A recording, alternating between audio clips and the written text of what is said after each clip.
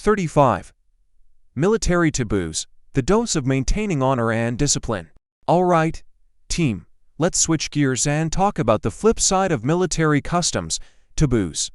These are the actions and behaviors that are frowned upon in the military, and avoiding them is crucial to maintaining our professionalism, integrity, and reputation. Protecting the uniform, a sacred duty. The military uniform is a symbol of honor, duty, and sacrifice. It represents not just you as an individual, but the entire armed forces of the Philippines. That's why it's absolutely taboo to defame or dishonor the uniform through inappropriate behavior or misconduct. Think of the Roman legionaries, whose armor was not just protection, but a symbol of their loyalty and discipline. Disgracing the uniform was a serious offense, punishable by severe penalties. Never duck for cover during retreat. Show respect for the flag. When the retreat ceremony begins, it's a sign to stop what you're doing and pay your respects to the flag and the national anthem. Think of the ancient Greeks, who would pause their battles to honor their gods and ancestors. Avoiding the retreat ceremony is a major taboo in the military, as it shows disrespect for our nation and our fellow soldiers.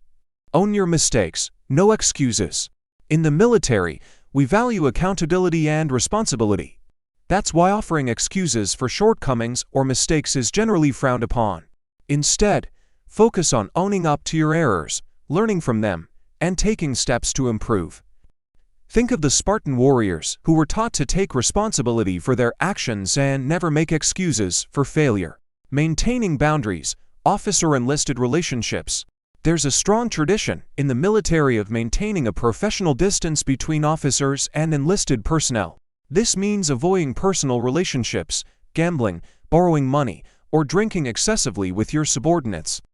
Think of the Japanese samurai, who had strict rules about social interactions between different classes of warriors.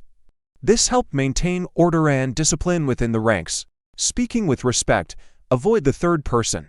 When addressing a senior officer, it's considered poor taste to use the third person. For example, instead of saying, "Sir, does the colonel desire?" say, "Sir, is it your desire?"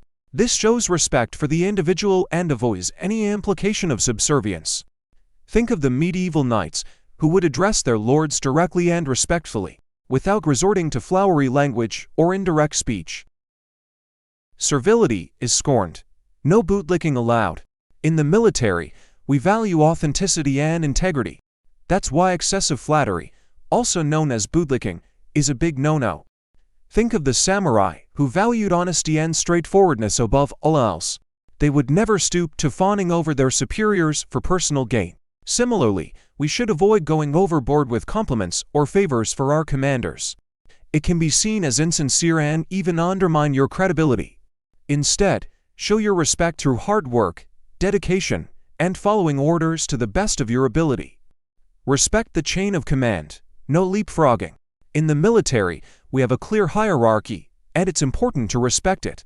Jumping over an echelon of command, going straight to a higher-ranking officer to address an issue that should have been handled by your immediate superior is a big no-no. Think of it like trying to bypass the castle guards and go straight to the king. Not only is it disrespectful, but it can also undermine your commander's authority. Choose your words wisely. No gossip or trash talk. Gossiping, spreading rumors, or making harsh remarks about your fellow soldiers is unprofessional and unbecoming of an officer. Remember, we're a team, and we need to support each other. Think of the ancient Spartans, who were known for their loyalty and camaraderie. They would never speak ill of their fellow warriors behind their backs. Clean up your language. No vulgarity or profanity. Swearing and using foul language might seem like a way to let off steam, but it's not acceptable in a professional military setting. Remember, you're representing the armed forces of the Philippines, and your words reflect on the entire organization. Stand tall, no leaning on the CO's desk. When you're in the presence of a senior officer, it's important to maintain a professional posture. Leaning or lounging against their desk is disrespectful and unprofessional. Think of it like slouching in front of a queen or king. It's just not done. Be punctual. No one likes to be kept waiting. Time is a valuable resource in the military, and being punctual is a sign of respect for your colleagues and superiors. When you're called upon, respond promptly. Don't keep anyone waiting unnecessarily. Think of the Swiss Guard, who are known for their punctuality and precision. They wouldn't dream of being late for an appointment or formation. By avoiding these faux pas and adhering to the principles of military etiquette, you'll be well on your way to becoming a respected and valued member of the armed forces of the Philippines. Remember, it's the little things that count, and even seemingly minor actions can have a big impact on your reputation and your career. 36. How to get FaceTime with the CO. Now, let's say you need to talk to the CO about something important. How do you go about it? Well, it's customary to go through the proper channels. That means asking the adjutant, executive officer, or an aide for an appointment. Think of it like a medieval knight requesting an audience with the king. You wouldn't just barge into the throne room, right? You'd go through the proper channels, like the king's advisors or heralds. 37. The Army's bugle calls, echoes of history, signals of the day. Let's tune into a fascinating aspect of military life that's steeped in tradition. Bugle calls. These aren't just random tunes. They're the soundtrack of our daily routines, echoing centuries of history and serving as vital communication tools on the battlefield. A symphony of signals. Think of bugle calls as the military's version of Morse code, a series of distinct melodies that convey specific messages. From wake-up calls to meal announcements to signals for formations, these calls have guided soldiers' lives for generations. In the days before radios and walkie-talkies, bugle calls were essential for communication on the noisy and chaotic battlefield. A legacy from our ancestors. The origins of bugle calls go way back, even predating the Roman Empire. The ancient Romans used trumpets to signal commands to their legions. And this tradition continued through the Middle Ages and into the modern era. The bugle calls we use today in the Philippine Army have been influenced by both British and French military traditions, reflecting our diverse historical connections. Did you know that before the American Civil War, each branch of the United States military had its own unique calls? But this led to confusion on the battlefield. So in 1867, a new standardized system of bugle calls was created for all branches. These calls are still in use today, a testament to their effectiveness and enduring legacy. From reveille to taps, a musical journey through the day. Let's take a quick tour of some of the most iconic bugle calls. First call, rise and shine, soldiers. Just like the French cavalry's La Garde, either the guard is coming, first call is a wake-up call for soldiers. It's the signal that it's time to get up, get dressed, and prepare for the day's activities. It's a musical alarm clock, a reminder that duty calls. Attention, get ready for action. Attention is a short, sharp call that means exactly what it says. It's a signal for soldiers to snap to attention and prepare for orders or instructions. This call is based on the British alarm call, which was used to alert troops of impending danger. Assembly.